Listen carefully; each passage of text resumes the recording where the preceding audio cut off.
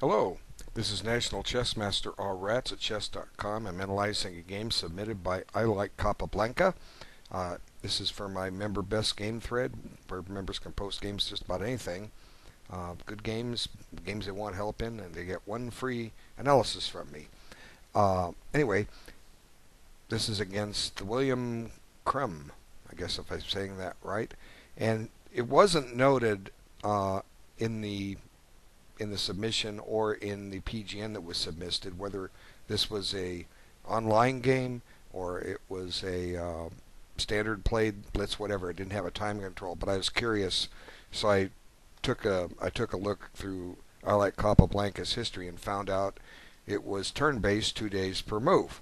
So let's have a look and see what we can come up with. Okay. Um, there's nothing wrong with E3. It pretty much gets your opponent out of book pretty quick.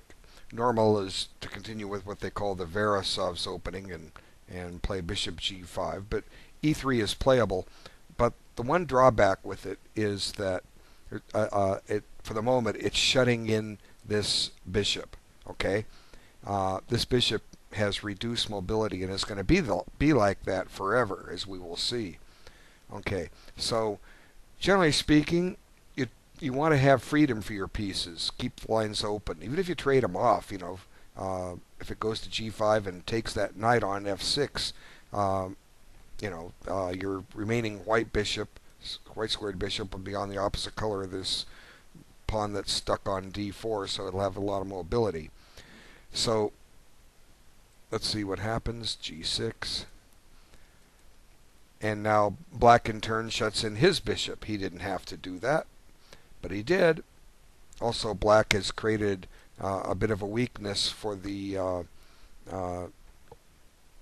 knight on f6. It can be pinned. Well, it's going to be hard to pin it with this bishop, but it would have been better for black to develop. Always develop. Think development. Okay. Now, I'm going to criticize this next move as just being premature. Okay, there's no need to move a piece twice in the opening. You don't want to do that. You want to develop your pieces. Okay. Unless you're seeing a forced win here, and there isn't because you just got getting your pieces out. Get in the habit of continuing your development. The logical move to play here is just simply to castle. Get it done. Okay. Knight e5 just wastes time. But it's interesting. It causes a reaction from the opponent, and a bad reaction, as a matter of fact. What do you do against this? Well, the simplest thing to do is just ignore it. Okay, just ignore it and continue. Well, we've committed to putting this bishop on g7. I'm looking at just let white take here, get a double pawn, and try to force c5 in and start undermining the white center. So let's see. This is a bad bishop. We don't mind if white takes it off. Okay, knight takes d7. That's fine because now we're getting our queen developed as black. So you see, now black's got 3 pieces developed. White has 2. How did black get ahead in development? Well, because white moved his piece 3 times in the opening. That's why. And what's the alternative? Okay, the alternative, let's say you take here. Okay, now here's where I'm saying that I want to continue with c5 and start undermining your pawn center. So for instance, if castles, black gets c5 in. Now g6 is kind of a wasted move here because we're now thinking the bishop may end up on somewhere on this diagonal, but it might not. It might end up being fianchettoed. White's got to deal with possibilities of c4, and then black has another c5 push. It's one handy thing with double pawns. They can strike twice. One does it, the other one follows. Okay. And course, this isn't forced. This play isn't forced. But when you're playing a game, you want to look at the possibilities. You want to analyze and assess things as to what could happen. And in neither case did white get any kind of tangible advantage, unless you're just hoping. Maybe you're hoping for knight takes. Okay, so then pawn takes. Black's got to deal with the threat on the knight. Where's he go? Well, he can go here. Okay, now what's white planning? E4, F4. Who knows? Who knows what white's planning? Let's look at it. Let's look at F4. Well, black can start counterattacking that white center with F6. Black can play C5 here and stake a little claim for some territory. White's not poised to bust the black position open. White's still not completely developed, so I don't think white really gets anything out of knight e5 if black plays any of the ways I suggested. Okay, so let's back it up and see what happened. Knight e5, but it causes a reaction. You know, about a third or fourth, fifth best move causes black to make a poor move. Black plays knight e7, and the way I see that, black didn't want to take on e5, which I think is fine for black, and he didn't want to play bishop d7. Developing a piece, because maybe he's afraid that white will win the bishop pair. Well, you're getting rid of your bad bishop, and if he takes on c6, you take with the pawn and get ready to push c5. So black clearly misevaluated what white's possibilities were here, and now black has just committed the same crime. He's wasted a tempo. Okay, he's moved a piece twice in the opening, so let's see what happens.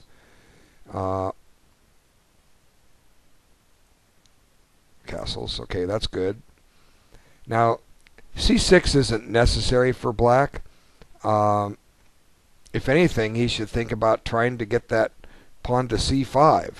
Okay, how do we do that? Well, we start by putting this knight on f5. Then we're ready to push c5. We've given up the idea maybe of doing the fianchetto, since we've got some possibilities to break here. But white has, if he does, white's game is still fine. It's still too early to tell what's going to happen. But white needs to think about completing his development. Now, what are we going to do with this problem piece? Well, one way is to try to eventually force e4 in. Well, we can't do it now. Well, yeah, we can. Let's see. No, we can't. d4 is hanging. But knight f5, I think, would have been a fine move. And in a way, it kind of exposes knight e5. So really, even though black moved a piece a second time, I think knight f5 gives him an okay position. Maybe he's afraid of bishop takes and getting double pawns. Well, this is fine for black. Yeah, he's got this awkward bishop here, but it's okay. We've got the half-open G file and a free game, and white's not threatening to do anything here. So, but the game takes on a very equalistic tone simply because white has misplayed it with knight e5 to begin with. So anyway, c6. Now, white makes a comment on a few of his moves. He says bishop d2, waste of time. Well, I don't think it is. It's developing the piece. Now, the only alternative, as I say, would be to try to get to get e4 in. You can't do it just yet. If you try e4, black takes, white takes back, and the pawn on d4 is hanging.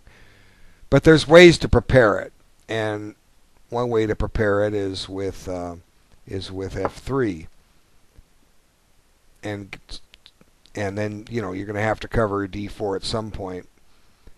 But white's got to start thinking about getting this piece developed, okay? And he doesn't, as it turns out. It's going to stay back there a long time. Okay, so c6 and bishop d2. Now black develops his bishop on the diagonal. If he was going to play g6, he should have aimed for getting that bishop fianchettoed and castled earlier. Now white makes another move here. He makes a comment, wasting time. I really don't understand the move. I don't understand the purpose behind it. Is the idea to open up the b file to push b5?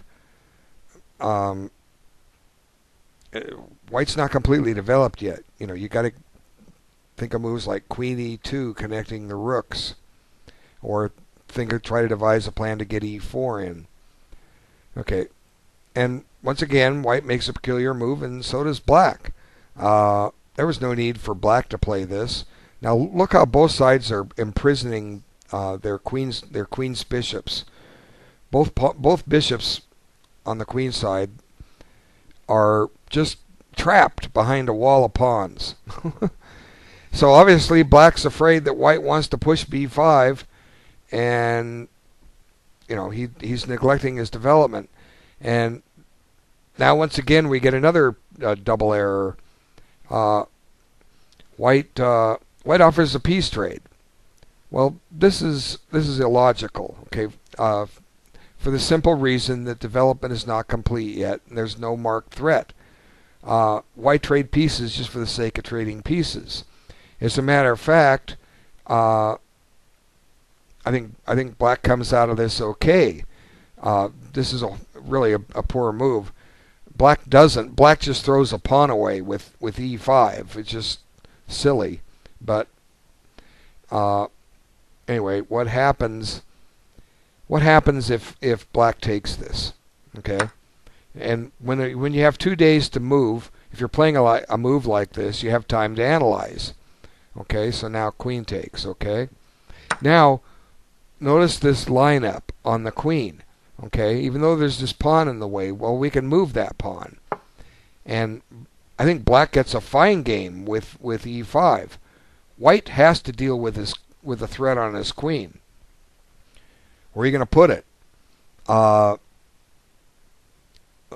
If you put it on e2, the bishop's going to be trapped with e4. So let's just, for the sake of argument, put it on g3. Now black can play e4, and now this bishop of black's that earlier had no scope suddenly got free. And white pretty much has to play bishop e2, and white has no freedom for his pieces.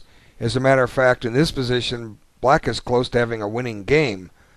Knight f5. That white queen is getting chased. This could get embarrassing. There's not too many safe squares. Now you don't want to play bishop h6 because of queen e5 check, but egads, I mean, maybe g5 here. That looks like it's winning. Now, I didn't look at this position at all. I didn't analyze this out at all. But if I'm analyzing a chess game, when you're analyzing one of your online games, you want to do this. Look at forcing moves, and you can find this conclusion. Had white found this, he would never have played knight g4. And if black had bothered to analyze, he would have found this. He would have found these possibilities and taken the knight. So every time white made a poor move, black reacted weakly, and we'll see. Where's white put the queen?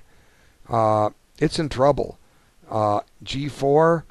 Well, let's see. How do we want to do this? We can play knight takes e3, gaining a tempo on the queen. Then we can pick up the rook. That it does activate the bishop. Or we can play knight takes this pawn. Let's try this one. This one looks interesting. White's got to deal with his queen. Where's he going to put it? Maybe it'll be in less trouble there. Then let's just take this. Instead of winning the exchange, let's just win a nice pawn. Now look at the black bishops. They both have wonderful diagonals. And black's a pawn ahead. Black can pretty much play this any way he wants. Time maybe Yeah, no, not ready for e4. We're not developed. But with a move just simply like castles kingside or bishop f5, White's got a lost game. He's going to have trouble getting anything going here. So now that this wasn't a forced line, White did not have to play queen g3, but the replies are limited. Where else are you going to go? Well, you can go to h4. That'll pin the knight. Or you could come back to d1 and admit your mistake, but Black's still getting space. And on an h4, let's just take a quick look at that. Black's still going to play e4. And White really doesn't have much here. He's got what's White got? The only possible break is with f3, and Black doesn't need to fear that. Just play f5. Okay, now maybe time for this move. Whoop, it's White's move. Okay, let's check here. Take with the queen. Swing the rook over. Maybe we don't want to take with the queen. This is just one sample line. Let's take with the bishop. We're still swinging the rook over. Now what we'd like to do is get the queen in here, but Black has resources, I think. Just simply bishop here, and on queen here we play queen d7. Now Black's completed his development, and White doesn't have enough firepower to continue his attack, and Black is going to chase that queen out of there. So really, Black's got more boardroom, and Black didn't even consider it. And White, you allowed this, and you can avoid allowing this by analyzing. Okay, what can my opponent do if I? And the neat thing about analyzing some positions like this one, when you play knight g4, captures limit the number of replies. And in a lot of cases, there's only one reply. So seeing a variation is very easy. So when you play knight g4, if knight takes, how many good moves does White have here? If he doesn't retake the knight, he's going to be down a piece. White doesn't have anything, any counter threat somewhere else on the board where he could play a Zwischenzug. He doesn't have anything at all, period. So therefore, this move must be played. Now, how else can Black threaten White here? Well, aside from this discovery, Black even has a move like h5. So Black has a lot of reasonable moves here. And then e5, we have to think about where we're going to put the queen. And I didn't show queen d1, which basically, like I say, admits our mistake, and we put it back where it started. And Black's got an easy game here. Okay?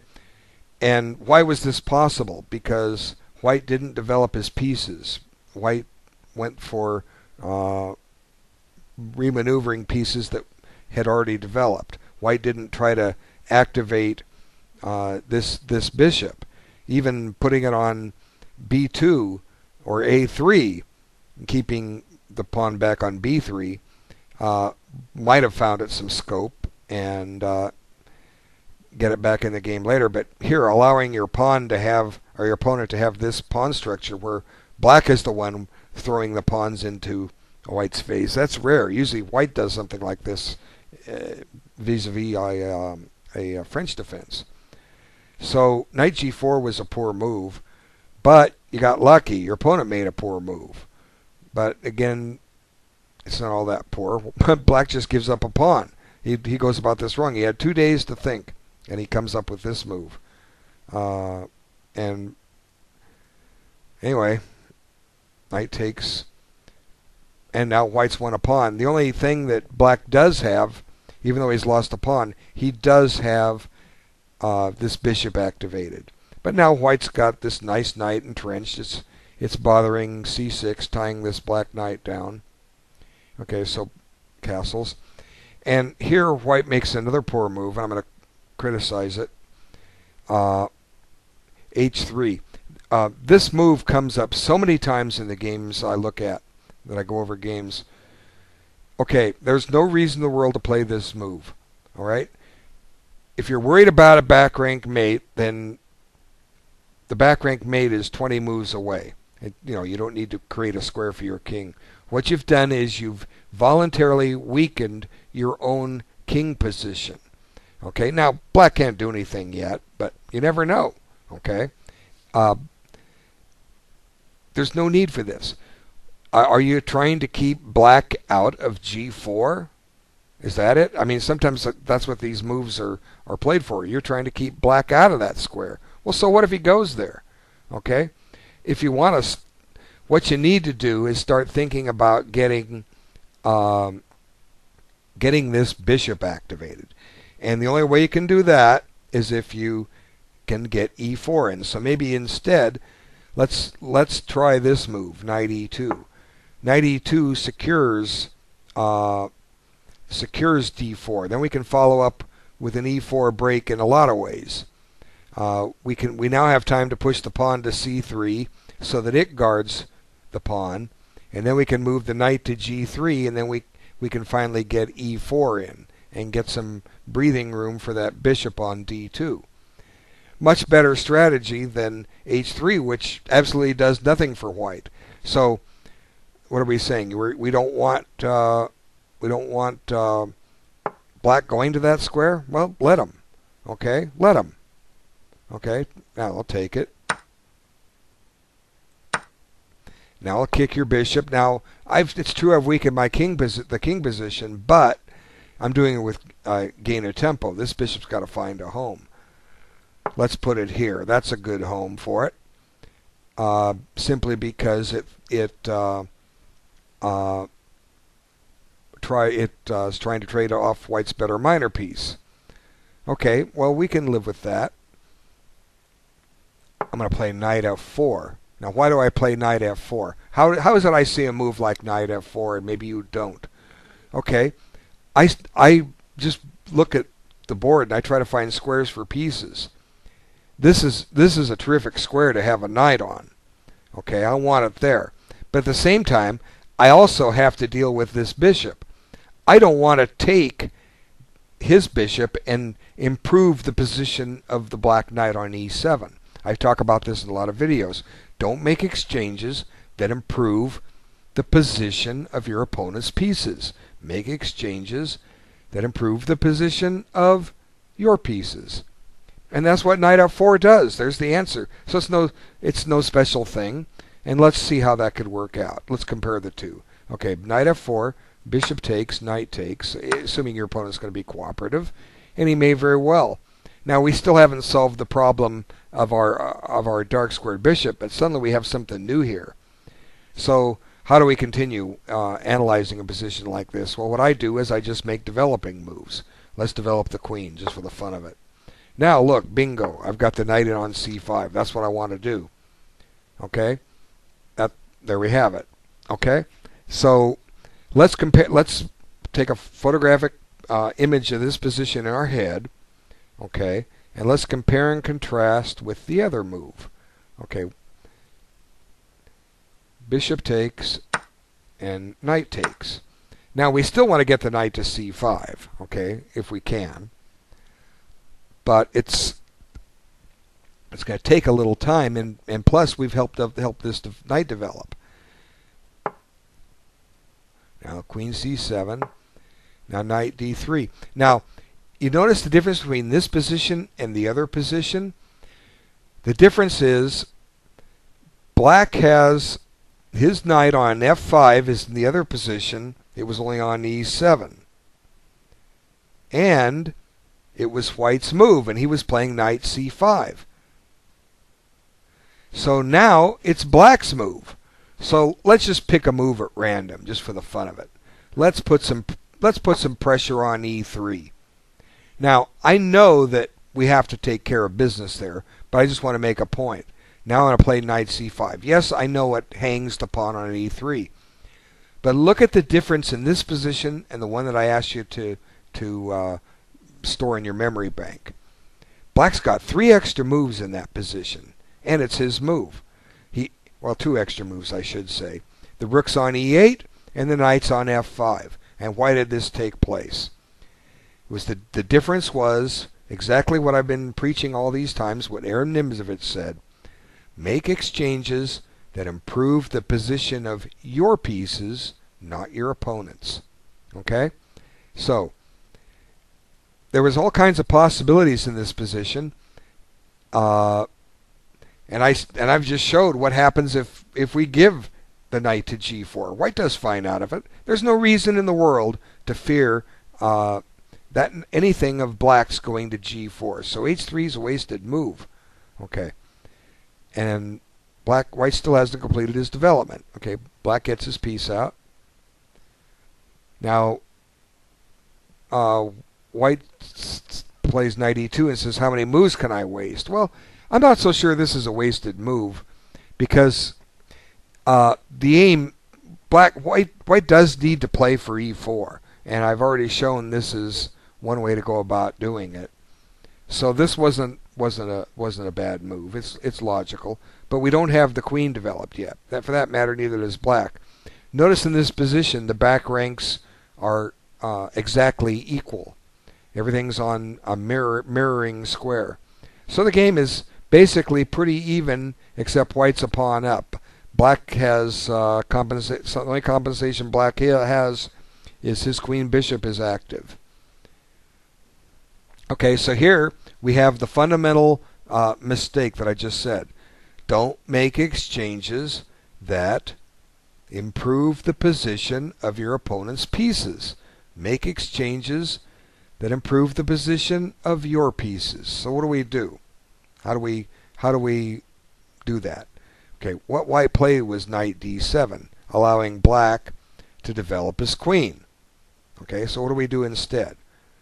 Well, we either retreat the knight, save it for another day, or we play a move like f4. Because if black takes, and there's nothing saying he's going to take, but if black takes, now haven't we improved the position of that pawn? It was back on f2. Now it's up on e5. I think we've improved the position of it. Now there's certain drawbacks to it. g3 is a little weaker than it was, so only because this pawn on h3 moved. Okay, but black's not really ready to get at it. e3 is a little weak, but again, black's not really ready to get at that.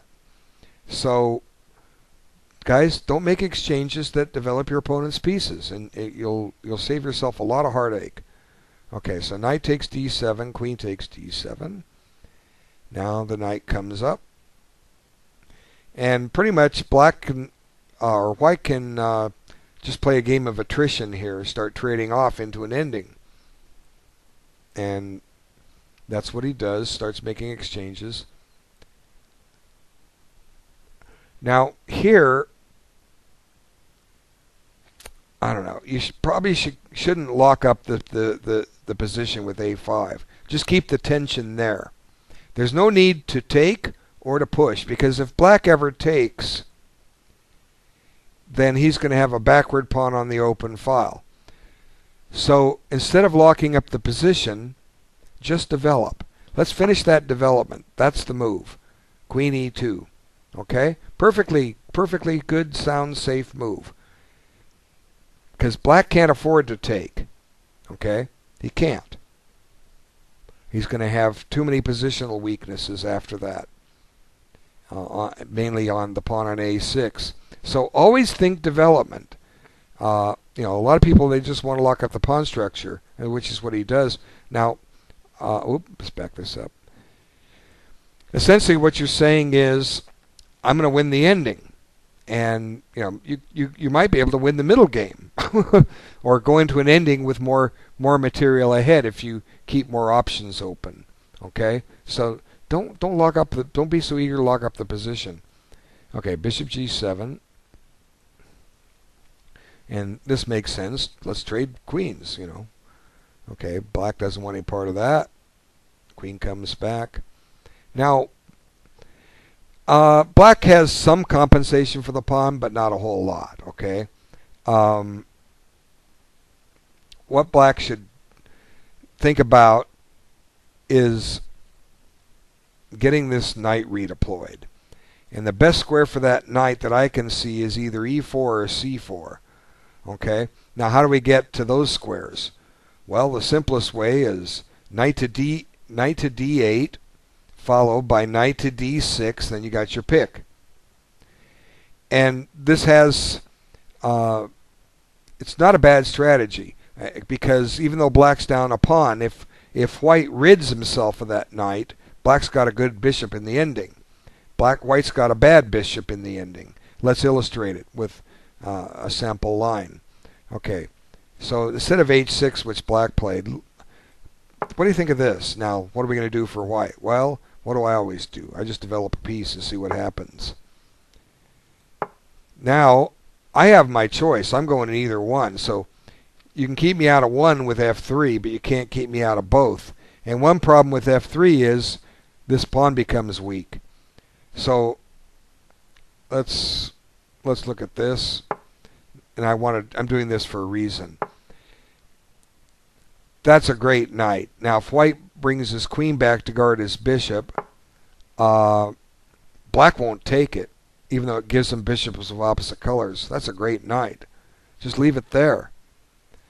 How's white going to make progress in this position? The queen side's all locked up. It's going to be hard for white. It's going to be a long, grind-out win for white here and probably require black's help. White's kind of giving himself a tough game. Now, this wasn't forced, as none of the lines are.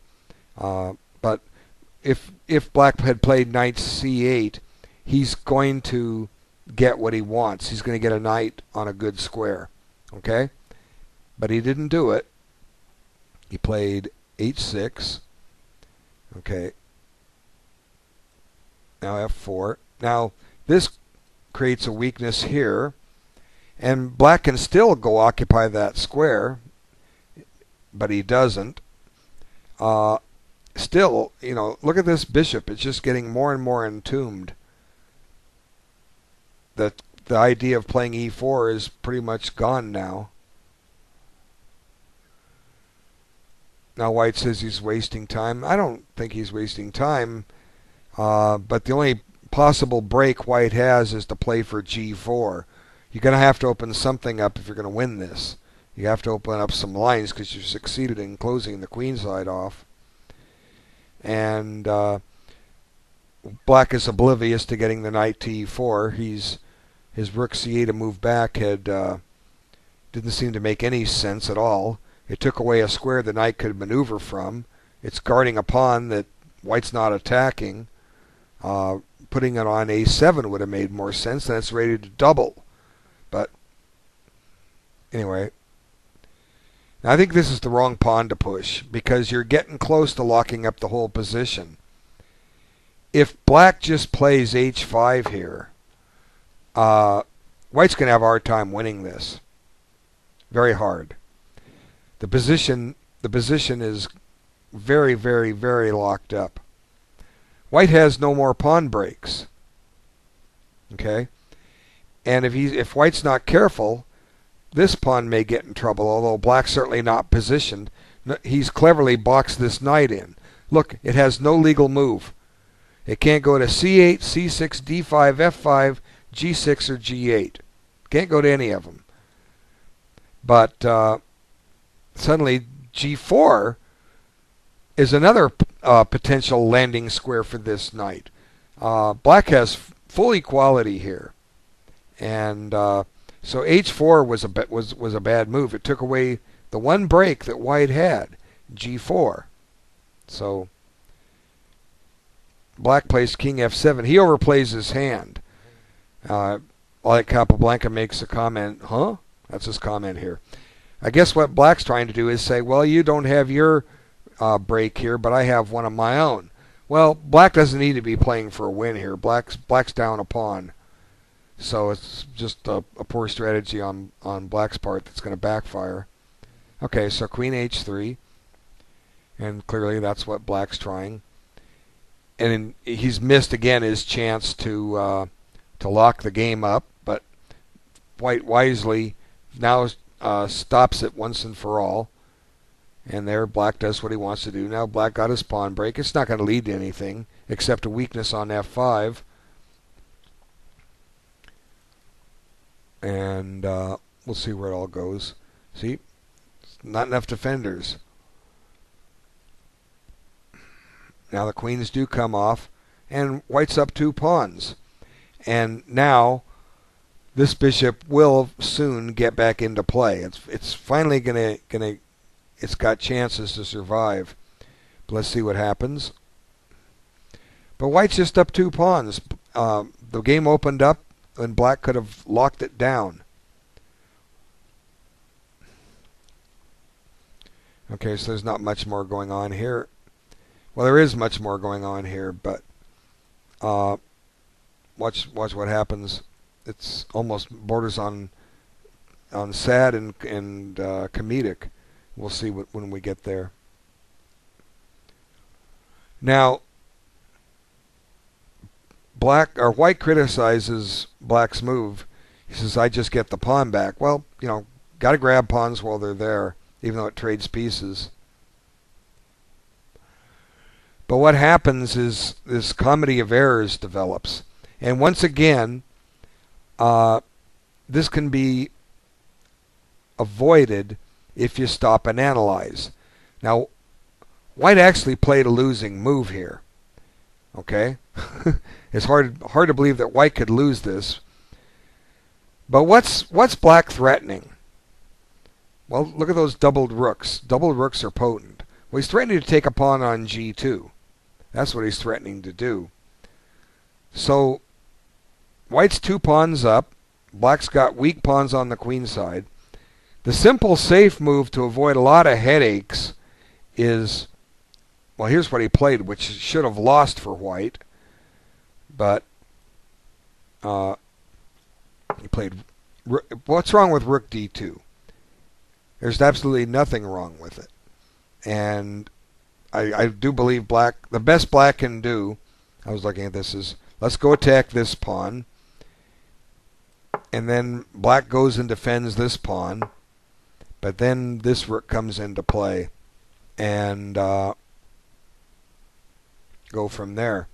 There were other possible moves other than rook a1. If you're going to allow your opponent to take a pawn with check, let's get the king going. Bring the king up. Hey, look at this. Black gets some nuisance checks, but the king is a fighting piece. And suddenly the white king he's just making a beeline for the queen side. And he's going to start eating pawns. And black will run out of checks here shortly. And, we'll just look at a little bit more. What's black going to do? He's run out of checks. So, if anything, give up the going the wrong way. Get the king up if you're going to give up a pawn. But why bother to have to even stop and analyze this? Why play a move like rook a1? Even if you, and there's a comment that white makes here, okay? But black now has a winning game. And I'll show you. Okay, so now rook takes g2 check. That's obvious. Now white makes a note that let's see.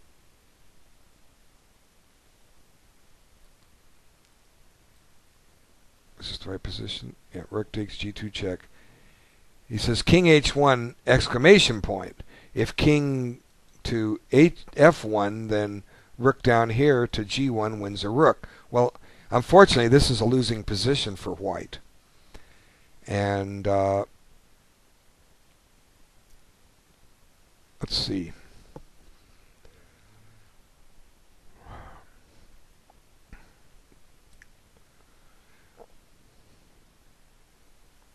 I think it is. Let me see. The key move. Oh, yeah. The key move is just to bring this rook back to g5. I was trying to put the other rook there. This has a serious threat, checkmate in one, that white has to deal with. How can white deal with this threat? Okay. The king has one legal move, and that doesn't stop mate. Just rook takes h5, it's checkmate. What does white do here? Well, the only possible move to stop mate is to play rook. Now bring this rook over to g1, or you can play the rook to a3 and give it up, but that still gets a quicker mate. Or you can stop and play rook takes h6 check. But I think the only move that stops mate is just rook g1, and black's winning a rook here. Now, no matter how you slice it, let's just take it and go threaten mate again. How does white stop the mate?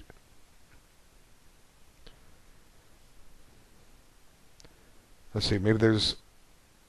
Well, I guess he can bring his rook back to c3, but even rook to c3 in this position doesn't work because you're gonna mate in two. So white, you allowed this, and black missed it.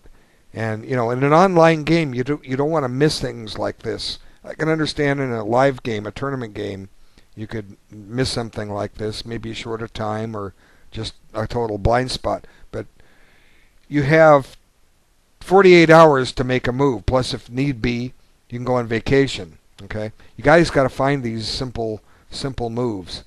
Okay, so the comedy of errors isn't over yet. Okay, king h1. Black comes up with this move. Rook takes c2, giving up a rook. It just loses. Now suddenly he's gone from a winning game to a losing game. And if white just takes this rook on c2, game over. But white blunders. It's a comedy of errors. a6. Now black wins the rook, and you shove the pawn.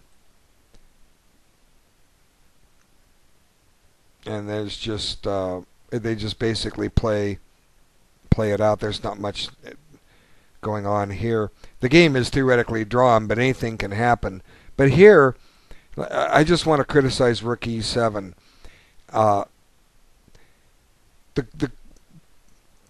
There's still possible winning chances. The game is drawn, but rook e7 doesn't attack anything. It's true that black can go attack pawns, but you don't want to give black two passed pawns, okay, if you can avoid it, because then something's going to go wrong. The correct move in this position is either rook b7 or rook d7, and win one of those pawns. Let's get the outside pass pawn. Let's play here. Okay, now white has the outside pass pawn for what it's worth. There are some potential winning chances here for white. It's drawn with correct play, but after what we've seen in the last few moves, who knows what can happen. Okay? The white king is closer to this pawn. This is why white has gone for the correct pawn. The black king is farther from this pawn on b5. So white, with best play, it's a draw, but white's got some chances here. And you never know. So the wrong pawn to have gone after, I did say rook d7 was okay. But now, black is the one that gets the outside pass pawn. Okay? See the difference? So the correct move was rook b7, although either move draws. As a matter of, is what white did is still good enough for a draw. Gotta get it right. But this move didn't threaten anything. Okay? So now black goes ahead and plays rook c4.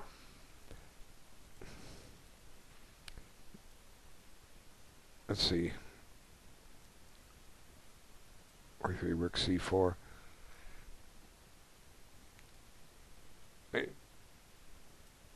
There it is. No. It's this thing with this PGN. It disrupts it. Rook e7. Rook c4. Won't give me the next move. Okay. What move number is that? 43. I mentioned in all these videos that when you analyze a variation, it changes the PGN in the order these things come up. White did give himself a question mark on that. Okay. Rook e7. Rook c4. But here White's going for the wrong pawn. Okay. It's true White will have a passed pawn here, but he would have had a passed pawn over there too. But the difference is the black king is close to it.